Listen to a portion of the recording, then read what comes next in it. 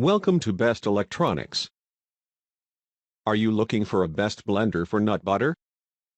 Watch the video and get some idea about Best Blender Aston A5200. Many persons have already bought this blender and their review shows that the blender is really excellent. This is a high-powered blender that can even heat foods while blending, but don't want to pay a premium price. This blender is designed to do the job without breaking the bank. It features a powerful and efficient 2200-watt performance, with 6 chopping blades that shred through fruits and vegetables and turn ice into snow in just seconds. There's not much this machine can't do. There are manual controls for 10 different speeds, a pulse button and more. The program settings on this blender start at a low speed and increase to the highest speed for better blending, even when tackling hot soups and sauces.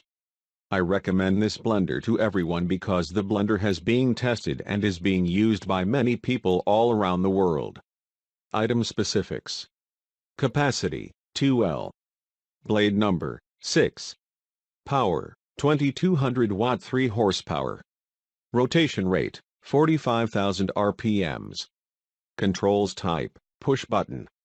Housing material, plastic. Number of speed settings, 10. Overall, it can be a good choice if you are really in need of a decent blender and don't want to invest much money.